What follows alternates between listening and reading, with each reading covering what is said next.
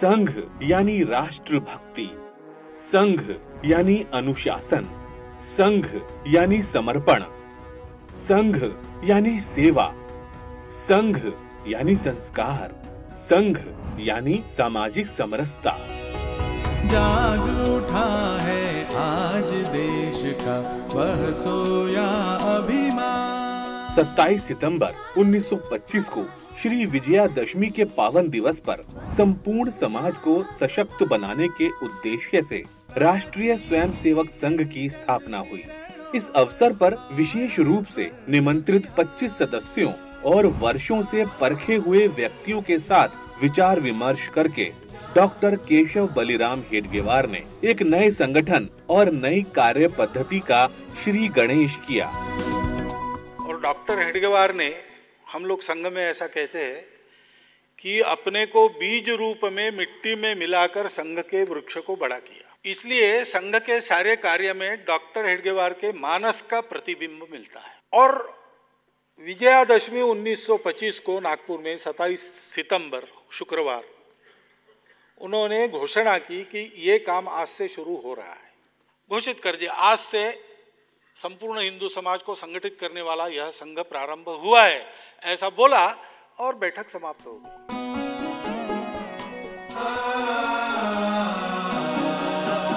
संघ स्थापना की इस महत्वपूर्ण बैठक में भाऊजी कावरे, अण्णा सोहनी, विश्वनाथ राव केलकर, देवघरे, नारायण राव वैद्य, बापूराव भेदी, अण्णाजी वैद्य उपस्थित लोगों में प्रमुख थे। इनमें अधिकांश डॉक्टर हेडगेवार के बाल्यकाल के साथी और बाद में क्रांतिकारी गतिविधियों में शामिल रहे सहकर्मी थे। तो फिर साथी आ गए कि अच्छा शुरू हुआ, करना क्या है? तो करना क्या है तो तय करो, साथ में बैठो, आगे क्या करना तय करो। उस दिन हमारी शाखा नहीं शुरू हुई, ये शाखा बात की बात है। आओ नौजवान मिलके देश को बढ़ाए हम, आओ नौजवान मिलके देश को बढ़ाए हम, देश को बढ़ाए मिलके क्रांति गीत गाए हम। संघ की शुरुआत भी अपने आप में एक असाधारण तरीके से हुई। ना तो नए संगठन के बनने की सूचना विज्ञप्ति समाचार पत्रों में दी गई और ना ही लिखित रूप से उद्देश्यों को घोषित किया गया। यहाँ तक कि संगठन बन गया, पर 6 महीने तक उसका नामकरण भी नहीं हुआ। संगठन में पदों और संगठन की संरचना का भी निर्माण संगठन के विस्तार के साथ साथ होता गया। संगठन की स्थापना होने के बाद एक बैठक हुई, जिसमें प्रथम कार्य को करने हेतु चर्चा हुई, और वह कार्य था नागपुर से 60 किलोमीटर दूर रामटेक में रामनवमी के अवसर पर लगने वाले मेले में स्वयंसेवी सेवा गतिविधियां आयोजित करने का। लगभग 7 माह बाद 17 अप्रैल 1926 को डॉक्टर जी के निवास पर चर्चा के दौरान संगठन के नाम के लिए प्रस्ताव सामने आया, जिसमें 25 सदस्यों ने अपने अपने मत व्यक्त किए, जिसमें से 20 सदस्यों ने राष्ट्रीय स्वयंसेवक संघ नाम को उचित समझते हुए इसके समर्थन में अपना मत दिया। 5 सदस्य जरी पटका मंडल नाम रखने के पक्ष में थे, जबकि तीसरे विकल्प भारतोद्धारक मंडल पर किसी की सहमति नहीं थी। इस प्रकार लोकतांत्रिक रूप से चुने गए नाम राष्ट्रीय स्वयंसेवक संघ को अंगीकार कर लिया गया। डॉक्टर हेडगेवार ने ऐसा नहीं कहा कि राष्ट्रीय स्वयंसेवक संघ शुरू हुआ, उन्होंने संघ शुरू हुआ ये कहा। और लोग जैसे शाखा में लोगों को लाने लगे तो लोग पूछने लगे आपका संघ कौन सा है?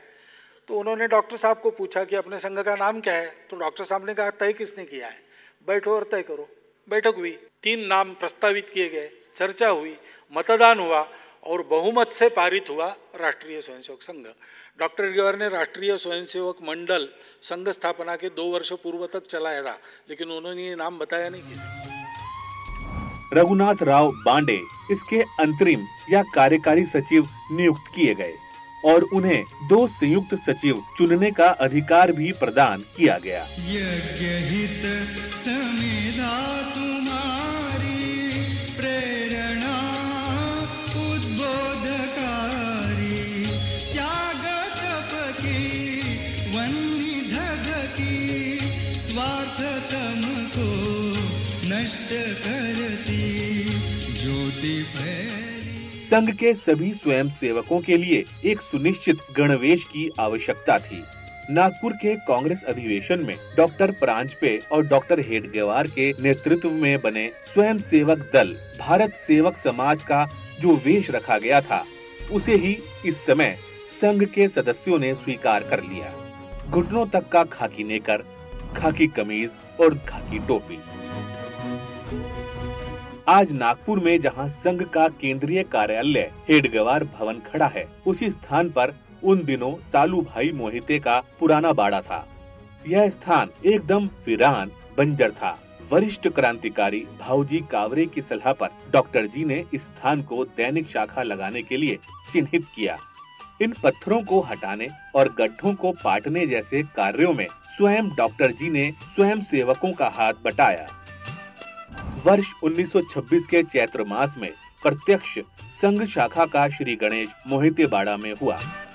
जो संपूर्ण समाज को, देश को अपना मानकर काम करता है, किसी को भेदभाव से, शत्रुता भाव से नहीं देखता, और इसके कारण जिसने समाज का स्नेह और विश्वास अर्जित किया है, ऐसा आचरण करने वाले लोगों की टोली प्रत्येक गांव में, प्रत्येक मोहल्ले में खड़ी हो। ये योजना 1925 में संघ के रूप में प्रारंभ हुई। संघ बस इतना ही है, इससे ज्यादा नहीं। डॉक्टर जी का आत्मनिर्भरता पर विशेष आग्रह रहता था। संघ के प्रारंभ के समय से ही संघ को चलाने के लिए उन्होंने गुरु दक्षिणा के रूप में धन संग्रह की पद्धति को प्रारंभ किया। 1927 में गुरु पूर्णिमा के अवसर पर स्वयं सेवकों ने पहली बार भगवा ध्वज के सम्मुख गुरु दक्षिणा समर्पित की। संघ के अभिलेखों के अनुसार उसमें 84 रुपए और कुछ आने एकत्र हुए। आगे चलकर यह अनुभव किया गया कि संघ में सहजता पूर्वक निर्णय लेने के लिए एक नेतृत्व की आवश्यकता है। 9 और 10 नवंबर 1929 को नागपुर में संघ के सभी प्रमुख स्वयंसेवकों की एक महत्वपूर्ण बैठक हुई।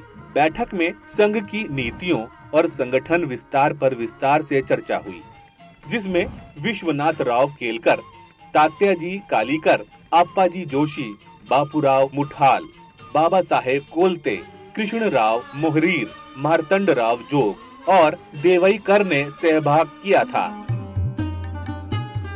इसी बैठक में इन प्रमुख कार्यकर्ताओं ने अन्य स्वयंसेवकों से विचार विमर्श करके सर संघचालक के पद का निर्माण किया। विचार विमर्श की इस पूरी अनौपचारिक प्रक्रिया से डॉक्टर हेडगेवार अनभिज्ञ थे। बैठक के अंतिम दिन जब स्वयं सेवकों की बड़ी सभा हुई तो आप्पाजी जोशी ने बैठक के निर्णयों को सुनने से पहले आदेश दिया, सर संचालक प्रणाम, 1 2 3। और स्वयं सेवकों ने डॉक्टर हेडगेवार को सर संचालक के रूप में प्रणाम किया। वह एकदम सख्ते में आ गए। कार्यक्रम के बाद उन्होंने अपनी अस्वीकृति का भाव व्यक्त करते हुए आप्पाजी जोशी से कहा, यह मुझे पसंद नहीं है कि अपने से बड़े आदरणीय त्यागी पुरुषों का प्रणाम ग्रहण करूं। इस पर आप्पाजी जोशी ने उन्हें सूचित किया कि यह संघ का सामूहिक निर्णय है और संगठन के हित में आपको अप्रसन्न करने वाली यह बात तो स्वीकार करनी होगी।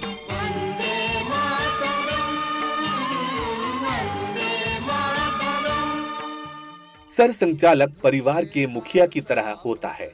डॉक्टर हेडगेवार ने अपनी भूमिका को संघ के सामने रखकर अपने लोकतांत्रिक चरित्र, व्यवहार और आदर्श को संघ में परंपरा के रूप में स्थापित किया। स्वयं सेवकों को प्रशिक्षण देने और उनकी प्रतिबद्धता को और मजबूत करने के लिए संघ शिक्षा वर्ग की योजना लागू की गई। ओटीसी के नाम से प्रचलित इस प्रशिक्षण की शुरुआत 1929 में की गई। 4 साल बाद डॉक्टर हेडगेवार ने उन प्रशिक्षित कार्यकर्ताओं को जो संघ के कार्य के लिए स्वेच्छा से पूर्ण समय देने के लिए तैयार रहते थे, प्रांत और प्रांत से बाहर कार्य के विस्तार के लिए भेजा। ऐसे सुप्रशिक्षित स्वयं सेवकों को प्रचारक की संज्ञा दी गई। संगठन की संरचना में प्रचारक ध्रुव की तरह कार्य करता है। 14 वर्ष तक संघ के प्रसार के बाद 1939 में नागपुर के निकट सिंधी नामक गांव में संघ की बैठक हुई। यह बैठक 10 दिनों तक चली, जिसमें डॉक्टर हेडगेवार के अतिरिक्त श्री गुरुजी, आप्पाजी जोशी, नाना साहब टालाटुले, बाबाजी सालोडकर, तात्या तेलंग, कृष्णराव मोहरीर, विठल राव पत्की और बाला साहेब देवरस सम्मिलित हुए। संघ के दृष्टिकोण से यह बैठक अत्यंत ही महत्वपूर्ण साबित हुई। शाखा की नियमावलियां, संघ की प्रार्थना, प्रतिज्ञा आदि बातें इस बैठक में निश्चित की गई थीं। संघ में डॉक्टर हेडगेवार ने सामूहिक नेतृत्व, सामूहिक उत्तरदायित्व और आम सहमति के आधार पर निर्णय लेने की परंपरा स्थापित की। इसलिए संघ का प्रत्येक सदस्य बुनियादी तौर पर स्वयंसेवक होता है। सर संचालक के पद को अधिकतम गरिमा प्राप्त है और उन्हें पथ प्रदर्शक, दार्शनिक और मार्गदर्शक की भूमिका में स्वीकार किया गया। संघ बढ़ता जा रहा है। संघ की संगठन रचना इसे परंपरागत संगठनों से अलग और विशिष्ट रूप से स्थापित करती है। पहले धन, कार्यालय, चंदे की रसीद और पदों का निर्माण करने के बाद संगठन का विस्तार किया जाता है। परंतु डॉक्टर हेडगेवार ने संगठन को बिना नाम दिए, बिना पदों का सृजन किए संगठन खड़ा किया। इसका नामकरण स्थापना के 6 महीने बाद हुआ तो सर संचालक, सर कार्यवाह एवं सर सेनापति जैसे पदों का निर्माण 4 वर्षों के बाद हुआ। आशा पूर्ति का दृढ़ केंद्र बनकर व्रत निरंतर चल रहा है। संघ बढ़ता जा रहा। जब संघ आरंभ हुआ तब विचारधारा के नाम पर एक शब्द था, राष्ट्र, और संगठन में सिर्फ एक ही श्रेणी थी, स्वयंसेवक, और आदर्श के रूप में भगवा ध्वज। जैसे जैसे संगठन का विस्तार होता गया, संगठन की संरचना खड़ी होती गई। शाखा स्वयंसेवकों का समिष्ट रूप है। शाखा में होने वाले देशी खेलों का उद्देश्य व्यक्ति में सामूहिकता के भाव का संचार करना है। तप निरंतर चल रहा है, संघ बढ़ता जा रहा। 3 शब्द तो है, राष्ट्रीय स्वयंसेवक संघ। इन 3 शब्दों पर 3 दिन बौद्धिक देते थे पूजनीय गुरुजी संघ शिक्षा वर्ग में। राष्ट्रीय क्यों है, राष्ट्रीयता क्या है, स्वयंसेवक क्या है, स्वयंसेवक कौन है, और संघ क्या है। संघ यानी केवल कुछ लोगों के संगठन नहीं है, समाज को संगठन। इसलिए संघ में कहने की पद्धति है राष्ट्रीय स्वयंसेवक संघ यानी संघ। यह समाज में संगठन नहीं है, यह समाज का संगठन। संघ में लिखित सदस्यता या सदस्यता शुल्क जैसी परंपरागत संगठन शैली को लागू नहीं किया गया। राष्ट्र के प्रति भावनात्मक प्रतिबद्धता का ध्येय ही सदस्यों के बीच एकता का आधार है। शाखा व्यायामशाला, शारीरिक प्रशिक्षण केंद्र न होकर वैचारिक आंदोलन का नियमित केंद्र है। संघ की चिंतन प्रक्रिया और दृष्टि के अनुरूप संघ में पद के स्थान पर दायित्व शब्द का उपयोग किया जाता है।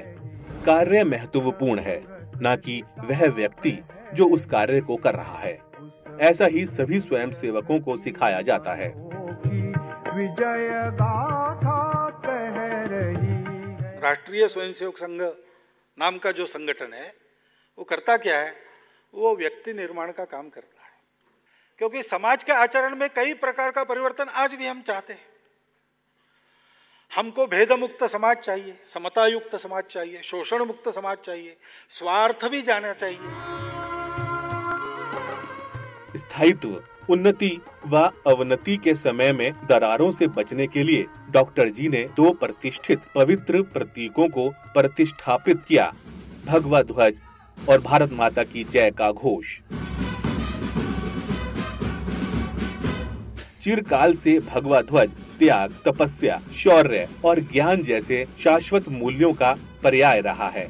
महाराणा प्रताप से लेकर छत्रपति शिवाजी महाराज तक सभी महान योद्धाओं ने इसकी छत्र छाया में ही युद्ध लड़े हैं। मनीषियों ने इसकी प्रतिष्ठा में गीत गाए हैं, तपस्वियों ने इसकी आराधना की है। भारत माता की जय का घोष भारत को माता के रूप में प्रतिष्ठापित करता है। इन 2 शाश्वत प्रेरणा स्रोतों के साथ स्वयंसेवकों ने बहुत छोटे रूप में राष्ट्रीय स्वयंसेवक संघ को स्थापित किया और उद्यम पूर्वक इसका विकास किया।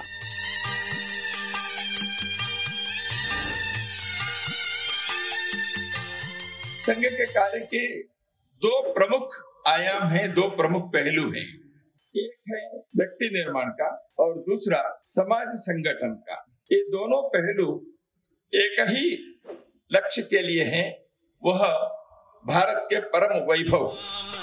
संघ दो स्तंभों पर खड़ा है, सिद्धांत और स्वयंसेवक। इसमें स्वयंसेवक का महत्व बहुत अधिक है।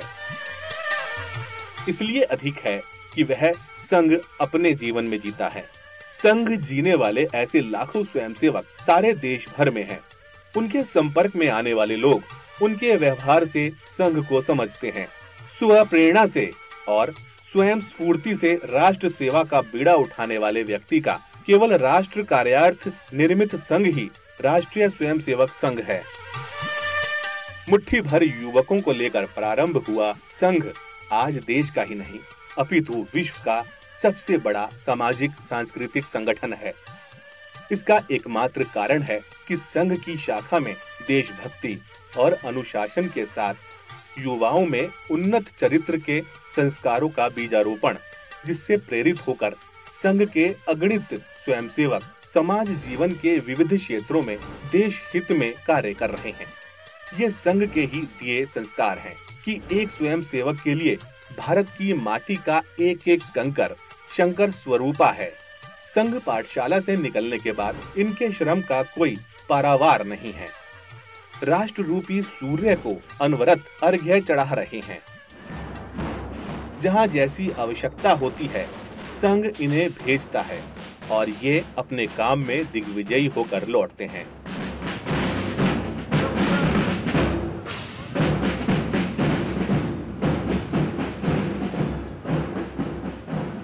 ये संघ स्वयंसेवक ही हैं जो राष्ट्र बलिवेदी पर स्वयं को समिधा बना देते हैं और माँ भारती के पावन चरणों में बैठकर उनके चरण पखार रहे हैं।